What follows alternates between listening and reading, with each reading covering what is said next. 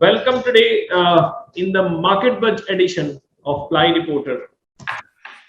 After a little longer gap, we are here with another great personality, visionary industrialist, Shri Krupesh Bhai Thakkar. Krupesh Thakkar ji is representing the entire operations of Rushil Group and the transformation we have seen in the company from laminate to MDF and launching so many products, catering to each and every need of the trade as well as any homemaker जो घर बनाता है उसकी जो needs है, whether it is flooring, it is wall paneling, it is substrate, whatever is there, Rushil Group has been there bang on with the right time. If you see the entry of MDF line done by Rushil Group, it was really surprising, and we long to listen from Krupesh Bhai that what made him come into MDF manufacturing when nobody thought. The group, today we know it as Rushil Group, it was way back in 1993 founded by Ghanshyam Bhai Thakkar, who is father of Krupesh Bhai, and also Krupesh Bhai. That time, way back in 1993, it was started in the segment of laminates.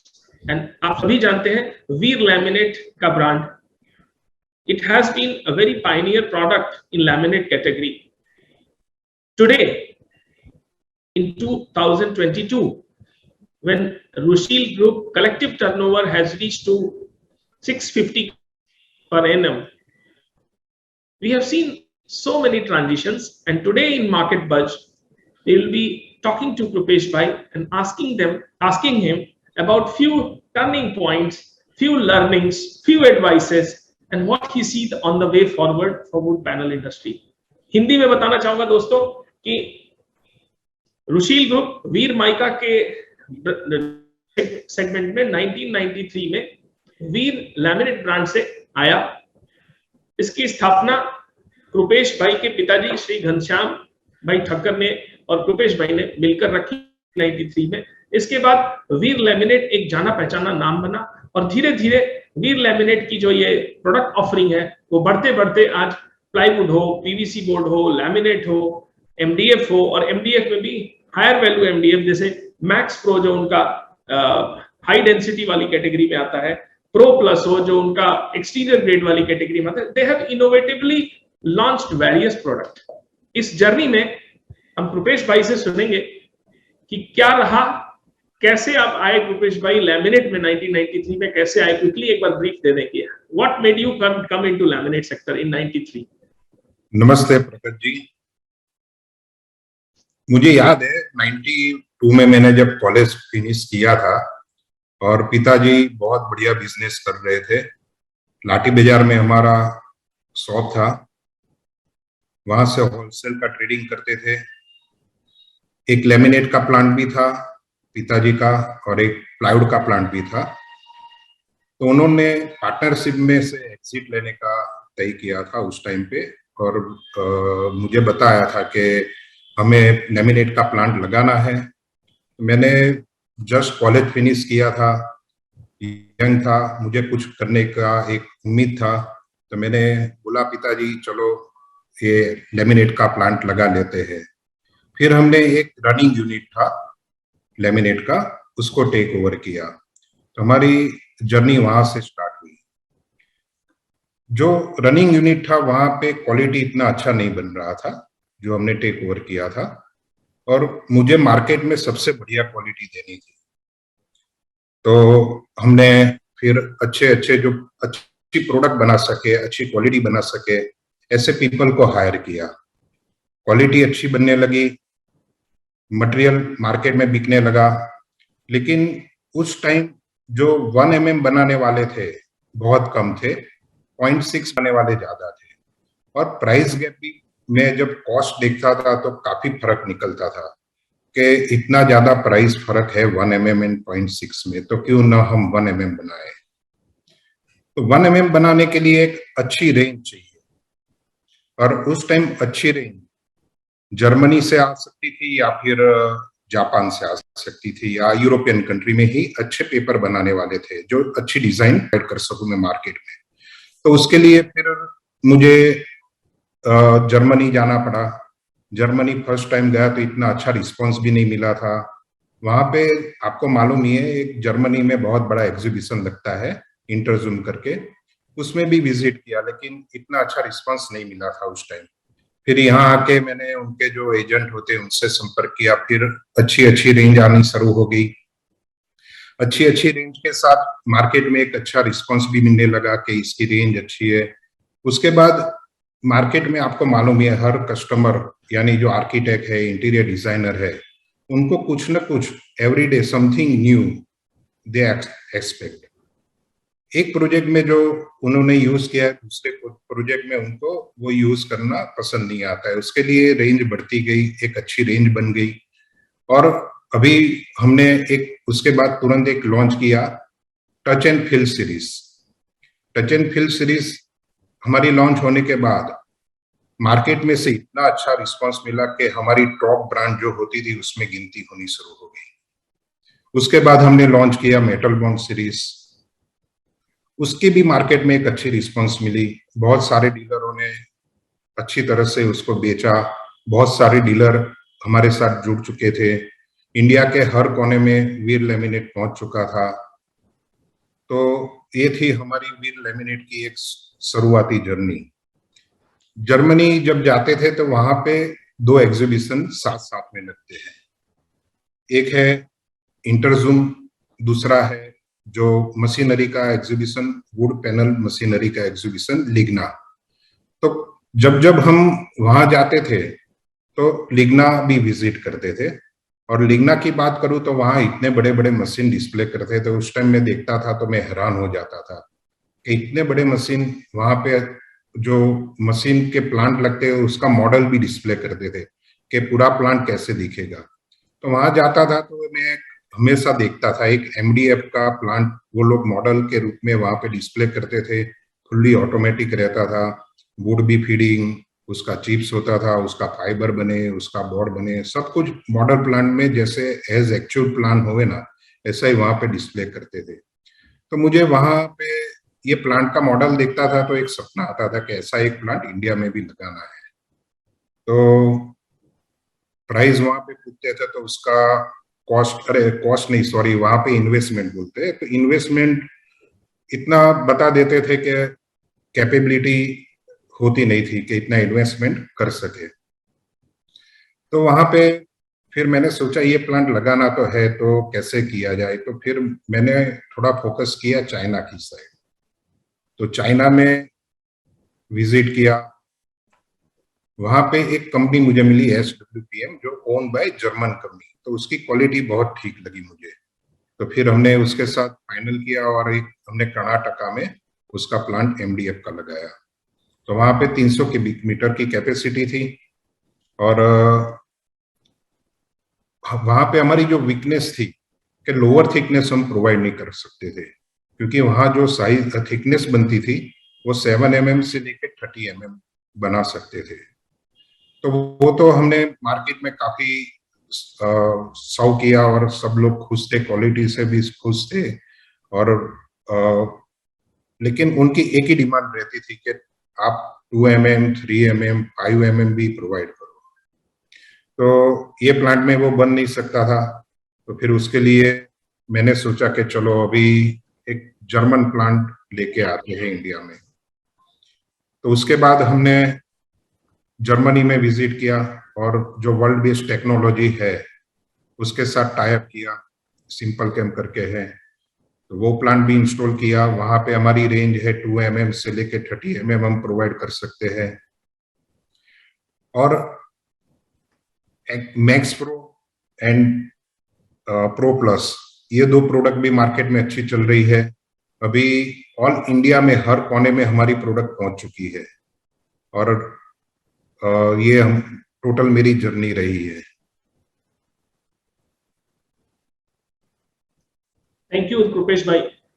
अभी जो समझ आया कि all plywood shop and timber back business in 92 college के बाद कृपेश भाई सीधे एक विजनरी थॉट लीडर की, जो उन्होंने फैमिली के सपोर्ट को और अपने थॉट प्रोसेस को फ्यूचरिस्टिक जिस अप्रोच से लैमिनेट हुए, फिर हम्बल बैकग्राउंड से, जिसमें इंटरनेशनल एग्जीबिशन में गए जब माइका बहुत महंगी होती थी, पेपर सारे बाहर से आते थे, आने के बाद एक cost effective good quality product India में बनाकर बाहर ले जाने का जो सपना उन्होंने देखा, वो धीरे धीरे वक्त के साथ साकार हुआ। और ये एक सीख है, और उसी सीख और उसी सक्सेस के टच से इनको एमडीएफ लगाने में भी हिम्मत आई। छोटे प्लांट से सिर्फ मोटी थिकनेस का माल बनता था चिकमंगलुरु से आज एक कॉन्टिन्यूअस लाइन की तरफ बढ़ रहे हैं। और धीरे धीरे देखा जाए, Rushil group has transformed itself from just one product company to multi product company. Congratulation Kripesh भाई for driving entire force in one direction. मेरा एक सवाल और है कि जैसे आप WPC भी लाए, प्लाईवुड भी लाए, लेकिन आपका सारा फोकस एमडीएफ पे क्यों आया, क्या रीजन है? एमडीएफ के बारे में बात करें तो एमडीएफ जो है एक एनवायरमेंट फ्रेंडली प्रोडक्ट है, इको फ्रेंडली प्रोडक्ट है। उससे बहुत सारे फार्मर भी जुड़े हुए रहते हैं, जिससे फार्मर की इनकम भी बढ़ती है, क्योंकि उसमें जो वुड यूज होता है, एग्रो फॉरेस्ट्री वुड यूज होता है। उसका जो सरफेस है एकदम स्मूथ है, जिससे फर्नीचर बना हो तो बहुत मोटी लैमिनेट नहीं लगा हो तो भी चल जाता है। उसका एकदम स्मूथ सरफेस है। इवन डेंसिटी होती है, उसमें कार्विंग भी हो सकता है। प्रीलैम करके बेचो तो लैमिनेट का यूज भी उसमें कम हो जाता है। फ्यूचर प्रोडक्ट है कि आप वर्ल्ड की बात करो तो जो भी डेवलप कंट्री है तो वहां पे 80% जो है एमडीएफ या पार्टिकल बोर्ड की कंजम्पशन होती है, और 80% MDF and particle board and 20% plywood की कंजम्पशन होती है। तो फ्यूचर में आप देखेंगे तो इंडिया भी फॉलो करने ही वाला है। तो 80% एमडीएफ एंड पार्टिकल बोर्ड यहाँ पे भी आने वाला है, तो एक फ्यूचर प्रोडक्ट भी है। अभी सब छोटे जो कारपेंटर है वो भी एमडीएफ यूज करने लगे हैं। तो छोटे छोटे कारपेंटर जो होते हैं उनका एक छोटा वर्कशॉप भी अभी वो रखने लगे हैं। तो वर्कशॉप में रेडी फर्नीचर करके वो जहाँ पे प्रोजेक्ट है वहां पे सप्लाई करने लगे हैं। तो उसके लिए भी एक एमडीएफ अच्छा प्रोडक्ट है। इंडियनों की एक मेंटालिटी होती है कि उनको एक मजबूत प्रोडक्ट भी चाहिए और सस्ती भी चाहिए। तो ये एमडीएफ की बात करें तो मजबूत भी है और सस्ती भी है। पहले आप देखेंगे तो एमडीएफ जो यूज होता था सिर्फ ओईएम रेडीमेड फर्नीचर वाले या बनाने वाले वही उसको इस्तेमाल करते थे। अभी छोटे छोटे कारपेंटर भी यूज कर रहे हैं, तो डीलर उनको स्टॉक में भी रखने लगा है। पहले डीलर के पास जाओ एमडीएफ मांगो तो बता देता था मेरे पास नहीं है, लेकिन अभी 20% इंडिया के डीलर के पास ये प्रोडक्ट रेडीली अवेलेबल होने लगा है। और फ्यूचर में मेरा मानना ये है, जैसे प्राइमरी प्रोडक्ट अभी प्लाईवुड को गिनी जाती है, ऐसे फ्यूचर में प्राइमरी प्रोडक्ट डीलर के लिए एमडीएफ बन जाएगी, और ये होने वाला है शॉर्ट टाइम में। शॉर्ट टाइम है ये, कब तक देख रहे हैं? ये शॉर्ट टाइम आप कह रहे हैं कि ये शॉर्ट टाइम में प्लाईवुड की जगह मिलेगा और भारत में भी ये दुकानदार के लिए नेसेसिटी बनेगी। तो ये शॉर्ट टाइम का कोई ब्रीफ डेडलाइन है या डेडलाइन?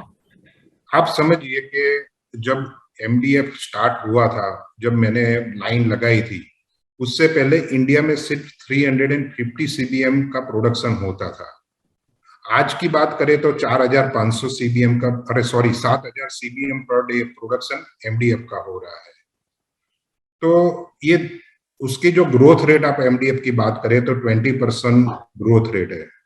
तो धीरे धीरे, यानी आप जो शॉर्ट टाइम की बात कर रहे हो, आने वाले 5 साल में ये प्राइमरी प्रोडक्ट बन चुकी होगी, ऐसा मेरा मानना है।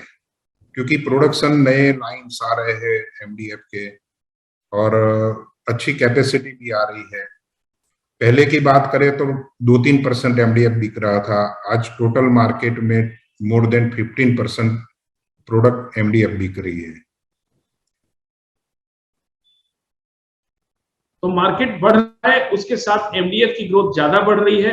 रुपेश भाई ने अभी तक ये बताया कि थॉट प्रोसेस में, उनके विजन से ये साफ साफ दिखाई दे रहा है कि एमडीएफ आने वाला तेजी से बढ़ता प्रोडक्ट है। इसी वजह से वीर लैमिनेट धीरे धीरे एमडीएफ की तरफ स्विच हुआ और उन्होंने अपनी कैपेसिटी बढ़ाई। अभी हाल ही में एक्सपेंशन को देखा जाए तो ग्रुप ने एमडीएफ की एक बड़ी लाइन की कैपेसिटी ऐड की, और उस बड़ी लाइन की कैपेसिटी करने में सबसे बड़ा जो वो रहा यूरोपियन प्लांट। यूरोपियन प्लांट बड़ी कैपेसिटी का रुशील ग्रुप ने ऐड किया, और इसके चलते आज एक बड़ी कैपेसिटी आ रही है। रुशील भाई, what is the capacity that you are going to add? Okay, हमारी जो पुरानी लाइन है वो 300 सीबीएम ऑलरेडी कर्नाटका में चल रही है, और दूसरी जो हमने नई लाइन लगाई है उसकी 800 सीबीएम पर डे, यानी 1100 सीबीएम की टोटल कैपेसिटी बन रही है। और ईयरली बात करें तो 3,30,000 सीबीएम पर ईयर हम प्रोडक्शन कर सकते हैं। और जो नई प्लांट हमने लगाई है उसमें कंटिन्यूस प्रेस है, सिंपल केम का, वालमेट का रिफाइनर है, जो वर्ल्ड बेस्ड टेक्नोलॉजी है वही उसमें हमने परचेस की के जिससे हम वर्ल्ड बेस्ड प्रोडक्ट मार्केट को दे सके। High quality, high technology, smooth surface, एकदम स्मूथ सरफेस उसमें आती है। वेरियस साइज हम उसमें ऑफर कर सकते हैं, 8x4 है, 8x6 है। तो इवन डेंसिटी, यानी 1 फुट बाय 1 फुट का उसका पीस किया जाए, 32 पीस करो तो हर फुट की डेंसिटी भी इवन रहती है।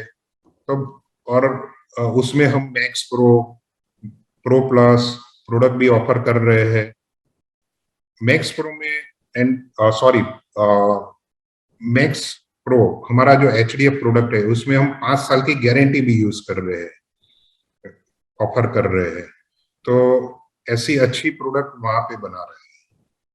जो नई लाइन है उसकी पर डे कैपेसिटी क्या है रुपेश भाई? व्हाट डिड यू से? 800 सीबीएम। 800। तो कलेक्टिव कैपेसिटी आज लगभग 1150 से 1200 सीबीएम की आने वाले समय में हो जाएगी, या ऑलरेडी हम हो चुके हैं 1200 सीबीएम पे। और अभी इस टोटल कैपेसिटी में लगभग क्या यूज कर रहे हैं, कैपेसिटी एफिशिएंसी यूटिलाइजेशन? ओके, हमारा जो पुराना कैपेसिटी है उसमें 40% ऑलरेडी वैल्यू एडेड प्रोडक्ट हम बना रहे हैं, 60% जो है रेगुलर कमोडिटी एमडीएफ बना रहे हैं। और जो नया लाइन है उसमें 20% वैल्यू एडेड प्रोडक्ट बना रहे हैं, जो हमारा टारगेट है आने वाले ये करंट ईयर में 40% तक पहुंचने का हमारा टारगेट है, जिसमें मैक्स प्रो है, प्रो प्लस है, प्रीलेम है, ये प्रोडक्ट हम ऑफर करेंगे। दर्शकों को एक बार बता दें कि जो ये मैक्स प्रो है, बेसिकली ये हाई डेंसिटी और हाई मॉइस्चर वाला प्रोडक्ट है, जिसकी आज बाजार में अच्छी मांग रही है। पिछले 1.5 से 2 सालों में आप देखें तो इस प्रोडक्ट ने प्लाईवुड के एक बड़े तबके को डेफिनेटली हिट किया है। नई यूरोपियन लाइन के आने के बाद ऋषि ग्रुप का टारगेट है कि उस मार्केट को जहां पर प्लाईवुड कहीं ना कहीं अपनी क्वालिटी पिछड़ रहा है उसको कैप्चर किया जाए और बेहतरीन क्वालिटी देकर वैल्यू एडेड जगह बनाई जाए। कृपेश भाई से आपका एक और सवाल है कि आपने दोनों प्लांट साउथ में डाले, क्या कोई पर्टिकुलर जियोग्राफिकल एडवांटेज है? क्योंकि एक चिकमंगलुरु कर्नाटका, दूसरा आंध्रा, तो what has been the love? You are a national company, you could have put it somewhere else also. Why that place? Okay, आप बात करेंगे वुड, फॉरेस्ट वुड की जो प्रैक्टिस है, एग्रो फॉरेस्ट्री, जो इसमें रॉ मटेरियल यूज करते हैं, वहां जो एग्रो फॉरेस्ट्री की प्रैक्टिस है या तो नॉर्थ में है या तो साउथ में है। तो हमें या तो नॉर्थ में जाना था या तो साउथ में जाना था। तो हमने साउथ इसके लिए सिलेक्ट किया कि वहां पे एक तो इजीली रॉ मटेरियल अवेलेबल था, दूसरा वहां मार्केट भी अवेलेबल था। नॉर्थ में ऑलरेडी 2 कंपनी आ चुकी थी और ये प्लेस वैकेंट था। तो हमारी शुरुआती जो पुरानी लाइन लगी वो कर्नाटक में हमने इसके लिए लगाई थी कि कंपटीशन से थोड़े दूर रहेंगे, वुड की इजीली अवेलेबिलिटी रहेगी और मार्केट को अच्छी तरह से सर्व कर पाएंगे। दूसरा प्लांट हमने वाइजैक में इसके लिए लगाया कि वहां से हम south India plus east India plus waste India को इजीली सर्व कर सके। नॉर्थ इंडिया थोड़ा दूर हो जाता है, लेकिन इसके लिए भी हमने प्लानिंग करके रखी है कि वहां पे एक मदर वेयर हाउस बनाया है और वहां से पूरा नॉर्थ कवर करेंगे, तो नॉर्थ भी वहां से सर्व कर सकते हैं। दूसरी बात रहेगी, फ्यूचर में कभी रॉ मटेरियल की क्राइसिस रहेगी तो पोर्ट से नजदीक है तो इजीली रॉ मटेरियल इंपोर्ट भी कर सकते हैं। तो this are the main factor के हमने ये लोकेशन सिलेक्ट किया था। Thank you. ज्योग्राफी में सबसे बड़ा एडवांटेज जो रुपेश भाई ने बताया वो है reaching to 3 markets, 3 regions, that is south, west as well as east. And for north, they have created a huge, massive stock point, and where a lot of capacity, where a lot of material is being kept. एक तरह से कहें तो एक huge capacity available है जिससे कि north के market को भी cater करते हैं। और being a strategic place on Vizag, there is chances of if there is a crisis in timber, the wood can be also imported, being closest to the port. The strategic thinking behind putting up the plant in that area is giving an edge to Rushil Group for now. जैसे जैसे value added product की reach बढ़ेगी, हम देख पाएंगे कि आने वाले समय में रुशिल ग्रुप अपने नए प्रोडक्ट के साथ क्या करता है, और फिर एक बार अगले साल इसको जरूर रखेंगे कि कितनी जर्नी तय की 1 साल में, 2 साल में। इंटरेस्टिंग पॉइंट जो बताया गया कि प्लाईवुड का मार्केट इंटरनेशनल मार्केट में एमडीएफ ने लिया है 80-20, और धीरे धीरे भारत में भी ऐसा होगा। लेकिन भारत में हम एक चीज और देखते हैं कि जब से HT प्लस मॉइस्चर रेजिस्टेंस यानी हाई डेंसिटी हाई मॉइस्चर वाले जो प्रोडक्ट कैटेगरी में ग्रोथ हुई, तो ढेर सारे हरे रंग के बोर्ड भी आने लगे, ऐसा बाजार कहता है। हमारे पास इसका कोई साइंटिफिक सर्वे या प्रूफ नहीं है, बाजार कहता है कि हरे रंग के बोर्ड्स आते हैं और उसमें प्रीलेमिनेटेड करके माल दिया जा रहा है। क्या यह सच है रुपेश भाई? क्या ऐसा हो रहा है? और अगर ऐसा हो रहा है तो क्या एक खतरा नहीं है? ओके, आप प्लाईवुड की बात करें तो प्लाईवुड में भी हरा रंग लगा के 710 का स्क्रीनिंग करके, ये प्रैक्टिस बहुत पुरानी है ट्रेड में, तो ये प्लाईवुड में भी चल रहा है और एमडीएफ में भी स्टार्ट हो चुका है। लेकिन ये नहीं होना चाहिए, अदरवाइज कस्टमर का जो फेथ है एमडीएफ, एचडीएफ, एक्सटीरियर ग्रेड के ऊपर, वो थोड़ा उनका फेथ कम होता जाएगा। और इसको प्रिवेंट करने के लिए हर डीलर को भी सपोर्ट करना चाहिए। वो जो प्रोडक्ट बेचता है उसको पानी में एटलीस्ट 12 आवर, रात को जब घर जाता है तो पानी में एक छोटा सा पीस डाल देवे, सुबह आके उसको चेक करे, उसका थिकनेस ज्यादा बढ़ नहीं गया है ना, उसमें से फाइबर अलग नहीं हो रहे हैं ना, तो ही प्रोडक्ट वो मार्केट में बेचे। तो उससे वो कस्टमर को जो प्रोडक्ट दे रहा है वो सही प्रोडक्ट जा रही है कि नहीं, वो भी उसको मालूम पड़ जाएगा। और कस्टमर जब फ्यूचर में फर्नीचर बनाएगा तो सेम दुकानदार के पास जाएगा और वहीं से खरीदेगा, क्योंकि उसने एक अच्छी प्रोडक्ट दी है। और हम 5 साल की गारंटी भी ऑफर कर रहे हैं मैक्स प्रो में, तो ये भी एक अच्छा पॉइंट है कि जब वो किसी कस्टमर को प्रोडक्ट बेच रहा है तो कॉन्फिडेंस से बेच सकता है। तो दीज आर द पॉइंट। कुल मिला के अगर देखें तो जैसे प्लाईवुड में लोगों ने डिपिंग करके हरे रंग में माल बेचा, उससे डीलरों को प्रॉफिट ज्यादा मिला, या यूं कहें तो मिडिल मैन को ज्यादा प्रॉफिट मिला, लेकिन कंज्यूमर ठगा गया। रुपेश भाई का ये कहना है कि अगर ये एमडीएफ में भी होता है, ये एक तरह से ठगी है। शायद इससे आप शॉर्ट टर्म कुछ गेन कर लें, लेकिन बहुत अगर ध्यान से देखें तो लंबे समय में क्रेडिबिलिटी ना सिर्फ प्रोडक्ट की बल्कि आपके काउंटर की भी खत्म होती है, और ये अच्छी प्रैक्टिस नहीं है। डीलरों को इसमें सपोर्ट करना चाहिए। आपको सिर्फ 3 डिकेड्स का लगभग अनुभव है, अगर मैं 93 से काउंट करूं तो लगभग 30 साल होने को आ रहे हैं। इन 3 डिकेड्स क्या क्या चेंजेस आपने ऑब्जर्व किए? मुझे क्विकली अगर बताएं कि क्या क्या चेंजेस आपने ऑब्जर्व किए, जो बड़े की चेंजेस हैं, जो अच्छे हैं या बुरे हैं, लेकिन आपने वो चेंजेस ऑब्जर्व किए। ओके, जब मैं लेमिनेट बिजनेस में आया था ना, तो लेमिनेट का यूज जो होता था एक सरफेस प्रोटेक्शन की तरह होता था। उसमें गिने चुने 6-7 कलर, व्हाइट, आइवरी, ग्रे, मेसोटिक, रोजवुड एंड शालीमार करके ये 6 डिजाइन चलते थे। धीरे धीरे ये पूरा इंडस्ट्रीज जो है फैशन इंडस्ट्रीज में कन्वर्ट हो गया। तो 6 से लेके 600 डिजाइन तक पहुंच गया। उसमें बहुत सारे फिनिश आए, फिर मेटल बॉन्ड आया, मेटल सीरीज आया। तो प्रोडक्ट के चेंज देखे तो इतने सारे लेमिनेट में मैंने चेंज देखे। उसके बाद मार्केट के बारे में बात करें तो मुझे याद है जब मैं ये ट्रेड में एंटर हुआ था तो कस्टमर डिमांड ड्राफ्ट लेके हमारी ऑफिस में आते थे, उसके बाद उसका प्रोडक्शन स्टार्ट होता था। उसके बाद आज की बात करें तो 90 डेज 120 डेज तक की क्रेडिट पहुंच गई है, जो कि बहुत इंडस्ट्रीज के लिए खराब है। तो मार्केटिंग स्टाइल भी चेंज हो चुकी है। पहले चेंज सैंपल देते थे मार्केट में, अभी कैटलॉग सैंपल जा रहा है, ई सैंपल भी जा रहा है। तो लेमिनेट इंडस्ट्रीज में बहुत सारे चेंज मैंने देखे हैं। सेम एमडीएफ की बात करें तो शुरुआत में कोई डीलर उसको बेचने के लिए भी तैयार नहीं था। आज 20% डीलर के दुकान में रेडी स्टॉक अवेलेबल रहता है। एमडीएफ के बाद अभी एचडीएफ जो हमारा मैक्स प्रो है या एचडीएफ बोला जाता है जिसको मार्केट में, वो प्रोडक्ट लॉन्च हुआ, उसको भी अच्छा सक्सेस मिला। कहीं जगह पे एक्सटीरियर ग्रेड भी चल रहे हैं। प्रीलेम में भी शुरुआती दौर में 4-5 कलर से स्टार्ट हुआ था, आज उसमें भी 70-80 कलर तक पहुंच गए हैं। तो ये चेंज मैंने देखा मार्केट में।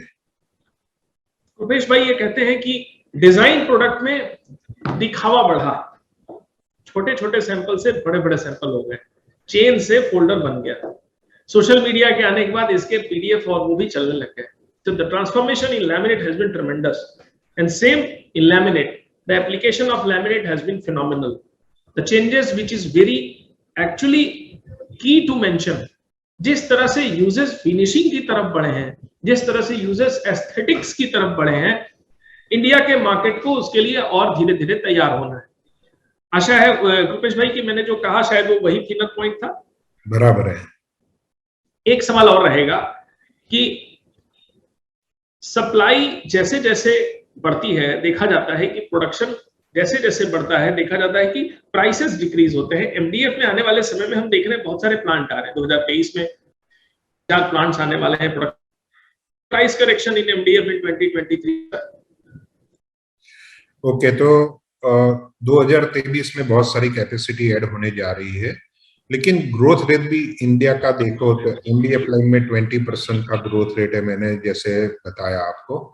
तो शुरुआती दौर में थोड़ा कंपटीशन हो सकता है, लेकिन जैसे जैसे वो कैपेसिटी मार्केट में स्टेबल हो जाती है तो हर किसी का अपना प्राइस, अपना प्रोडक्ट सेट हो जाता है। तो इतना प्रेशर मैं फ्यूचर में देख नहीं रहा प्राइसिंग को लेके। दूसरी बात करें इंपोर्ट में आपको मालूम ही है लॉजिस्टिक कॉस्ट काफी बढ़ चुकी है, तो वो कम होते हुए नियर फ्यूचर में मुझे नजर नहीं आ रही है। और दूसरा डॉलर जो 76 से ऑलमोस्ट 79.5 पहुंच चुका है, 80 रुपए हो गया, अब तो 80 है। 80 रुपया पहुंच चुका है। तो वो भी देखते हुए मुझे जो आने वाले समय में प्राइस कम होती हुई कम नजर आ रही है। रुपेश भाई का कहना है कि 2023 में कैपेसिटी तो ऐड होगी, लेकिन डिमांड भी बड़ी तेजी से बढ़ रही है। साथ में महंगाई, लकड़ी की कीमतें और डॉलर, ये तीनों प्राइसेस को कम नहीं होने देगी। थोड़े दिनों की बात एक अलग है जब सप्लाई बर्स्ट आता है, लेकिन बात करें तो स्टेबिलिटी आते आते प्राइसेस वहीं के वहीं रहेंगे या और बढ़ सकते हैं। एक सवाल और है रुपेश भाई, मल्टी डेलाइट आपने आपने देखा होगा कि एमडीएफ में बहुत सारे लोग मल्टी डेलाइट प्रेसेस लेके आ रहे हैं, जबकि वहीं पर आप 800 सीबीएम की यूरोपियन कॉन्टिन्यूअस लाइन लाए। क्या दोनों में कोई फर्क है क्वालिटी में, या जस्ट कैपेसिटी का खेला है?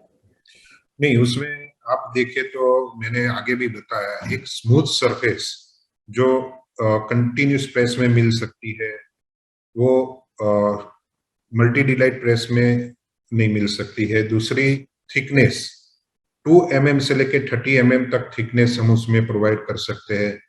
फ्लेक्सिबिलिटी ऑफ साइज 8x4 भी ऑफर कर सकते हैं, 8x6, एंड कस्टमर और कोई साइज मांगे तो भी हम उसमें प्रोवाइड कर सकते हैं। हाईटेक यानी इवन डेंसिटी उसमें प्रोवाइड कर सकते हैं। तो देखा जाए तो प्रोडक्ट वेरिएशन भी मिलेगा, देखा जाए तो उसमें थिकनेस का वेरिएशन, मतलब थिकनेस की रेंज पूरी मिलेगी, और ये बहुत बड़ा एडवांटेज है। Plus surface finish, surface quality, sending quality is very precise, right. या एक चीज और है कृपेश भाई, कि जैसे जैसे टिम्बर स्कैर्सिटी बढ़ रही है, की बात हो रही है, दाम बढ़े भी हैं, जबकि इंडिया का मार्केट एक सेंसिटिव मार्केट है, प्राइस सेंसिटिव है, वो सस्ता चाहता है। क्या आपकी कोई भी नई टेक्नोलॉजी आने से प्राइस, कॉस्ट कम होने की भी संभावना है, या क्वांटिटी लाइन में क्या कॉस्ट भी कम रहती है? देखो, एग्रीकल्चर प्रोडक्ट है जो वुड यहाँ पे आती है, तो जैसे जैसे उसकी वुड की डिमांड बढ़ती है तो प्राइस तो बढ़ ही रही है।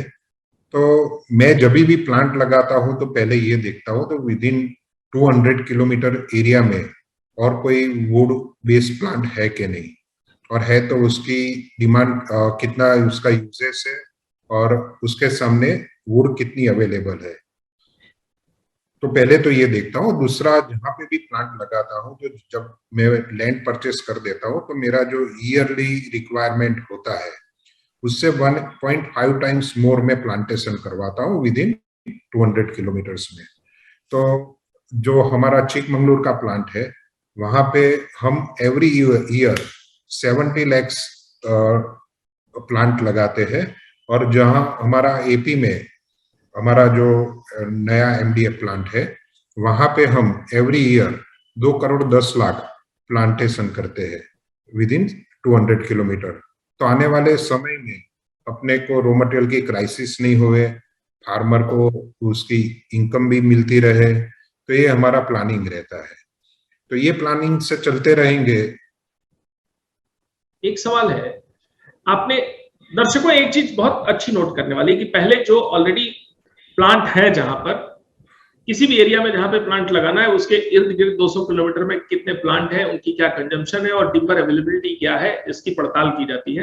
रुपेश भाई की उस पर नजर रखती है, उनकी टीम काम करती है, और तब वो कोई फैसला लेते हैं। सबसे महत्वपूर्ण बात जो यहाँ पर नोट करने वाली है कि अंधी दौड़ में किसी के पीछे मत पड़ जाइए कि वहां लग गया तो हम भी लगा लें।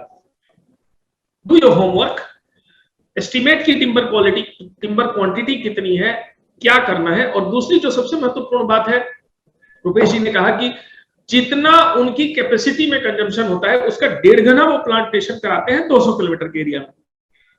मुझे याद नहीं है, मुझे दिखाई नहीं देता, 4-6 इंडस्ट्रियलिस्ट को छोड़ दें, बड़े ग्रुप्स को छोड़ दें, तो ये सोच बाकी के इंडिया को भी रखनी होगी कि हम जितना कंज्यूम करते हैं उसका 1.5 गुना ना सही, उतना तो लगाएं, उतना तो लगवाएं। Forestry has to be there in place, that is the message of Rupesh भाई। रुपेश जी, एक और ऑडियंस से सवाल आया है, क्या मैं ले लूं ये सवाल? एक ऑडियंस का है कि अभी जो एमडीएफ क्वालिटी बन रही है, क्या उसमें बीआईएस सर्टिफिकेशन का भी रोल है, और क्या बीआईएस?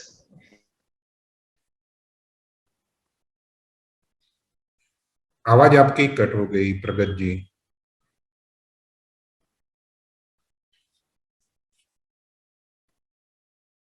राजीव जी।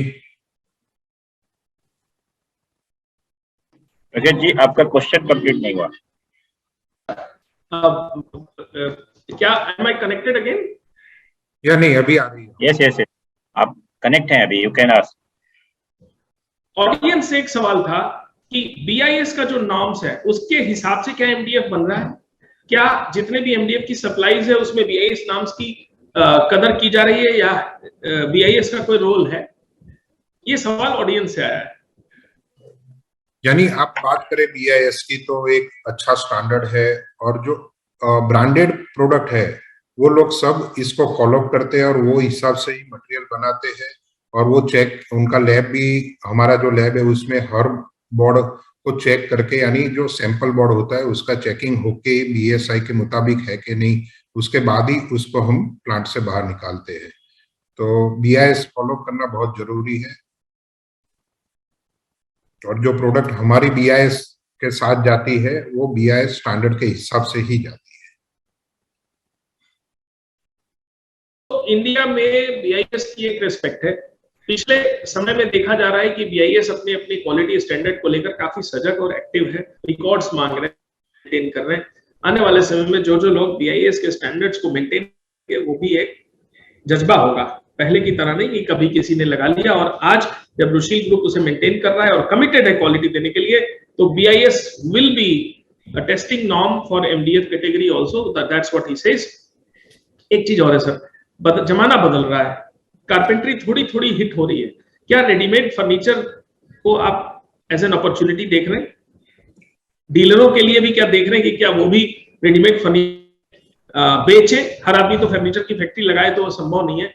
क्या फर्नीचर जैसे जैसे रेडीमेड फर्नीचर क्या है, क्या डीलरों को भी रेडीमेड फर्नीचर या फर्नीचर कंपोनेंट बेचने चाहिए? क्या ये एक अपॉर्चुनिटी है? फर्नीचर की बात करें तो पहले आप इंडिया में देखेंगे तो बहुत कम लोग जो अच्छा रेडीमेड फर्नीचर बनाने वाले थे। धीरे धीरे उसकी संख्या बढ़ती जा रही है।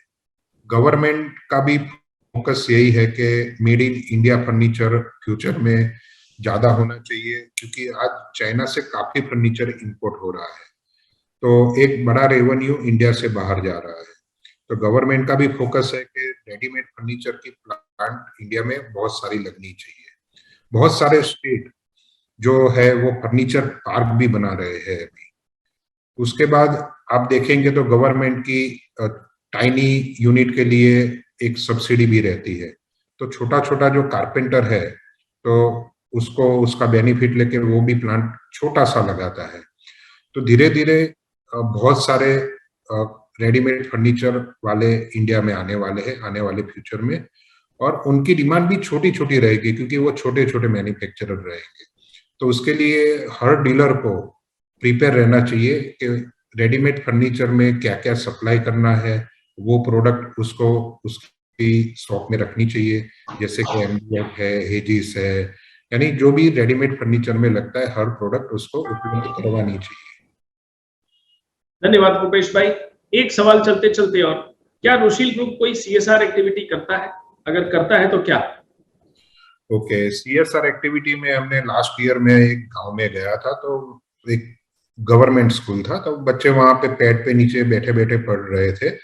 तो मैंने बोला ये बिल्डिंग है आपके पास, तो क्यों उसको पेड़ के नीचे बैठ के पढ़ाते हो? तो उन्होंने बोला कि ये जो बिल्डिंग है वो खंडेर हो चुका है, गवर्नमेंट की साइड से कोई अभी हेल्प नहीं मिल रही है क्योंकि कोरोना के वजह से बजट नहीं है गवर्नमेंट के पास।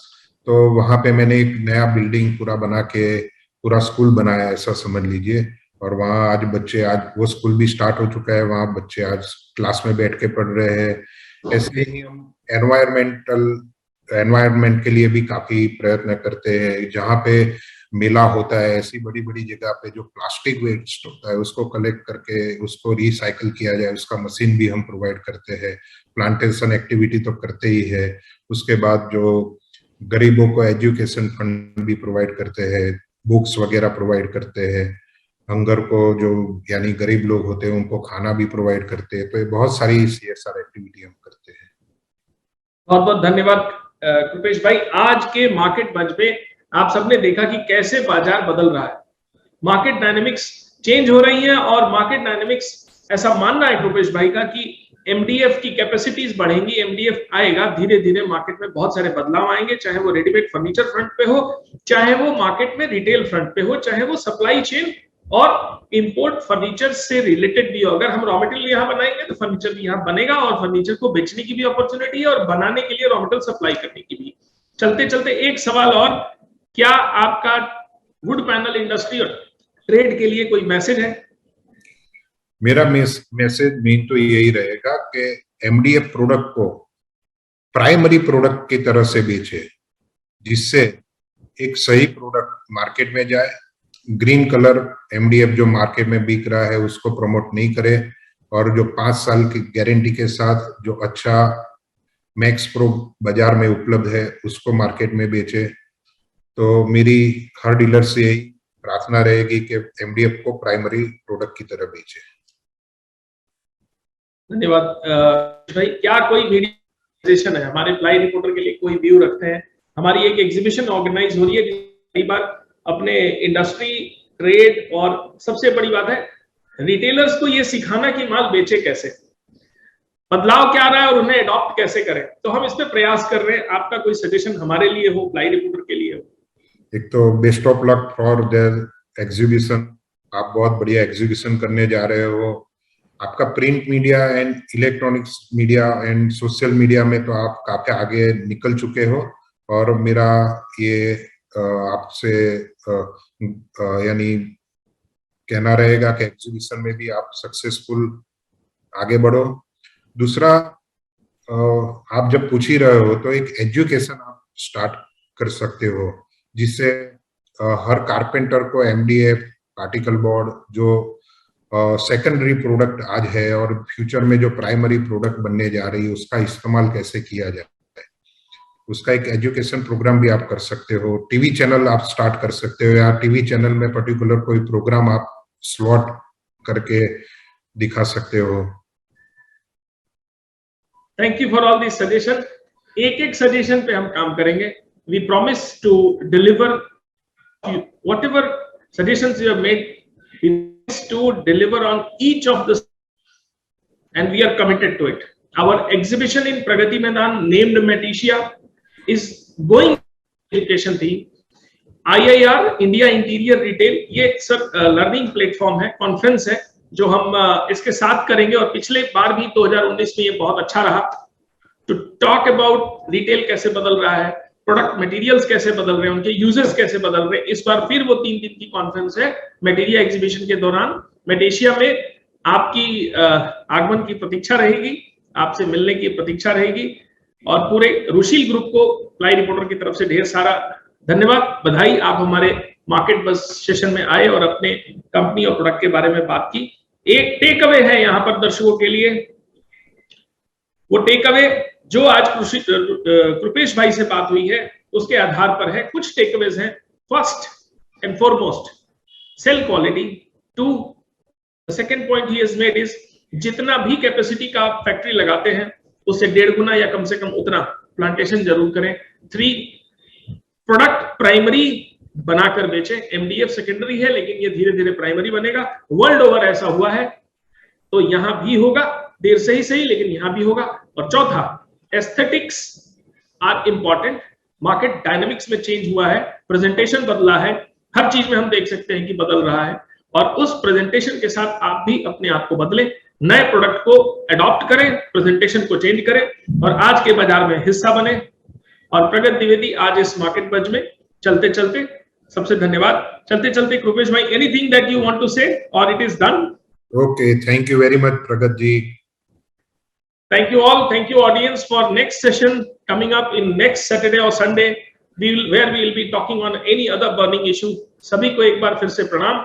सभी को मेटिशिया एग्जीबिशन में प्रगति मैदान आने की दावत, न्योता, दावत नहीं कहूंगा, सबको न्योता, आवाहन, और हमारे इस पहले प्रयास को सफल बनाएं, जोर शोर से आए, शिरकत करें और सेलिब्रेट करें वुड पैनल इंडस्ट्री में होने को। सबको प्रणाम। Thank you all.